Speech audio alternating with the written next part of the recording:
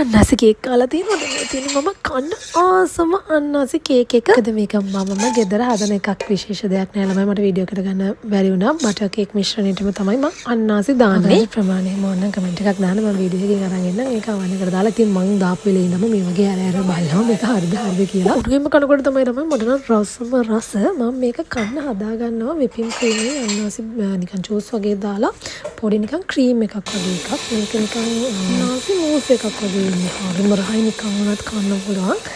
Ice cream දාලා කන්නත් පුළුවන්. ඕනනම් හැබැයි මේකත් එක්ක තමයි මේක රසම රස. මෙන්න මේ වගේ කේක් කෑල්ලක් දාගෙන ඒකට අර හදාගත්ත මිශ්‍රණය දාලා අයිස්ක්‍රීම් ටිකකුත් තිබ්බනම් ගොඩක් පැණි රහයි. whipping cream එක මම සීනි නොදා එක හදපු නිසා කිසිම පැණි රහක් නැති නිසා whipping cream එකේ ලොකු පැණි රසක් එන්නේ නැහැ. හැබැයි ඒක ක්‍රීමි රසටම තියෙනවා. මේක උණුවෙන් නැතුව කූල් කරලා කනකොට ඕගලන්ට මීටත් වඩා රස වෙන්න පුළුවන්. හැබැයි මට නම් එච්චර ඉවසීමක් නැහැ. හදාගත්තු ගමන්ම මේක කණ එක තමයි මම නම් කරන්නේ. අන්නාසි කේක් තව වෙන විදිහකට හදන්නත් පුළුවන්ද? බලන්න මේ වගේ අන්නාසි පෙරේත සෙට් එක කමෙන්ට් එකක් දාන්න බලන්න. මගෙන් එන්නම්. බයි බයි.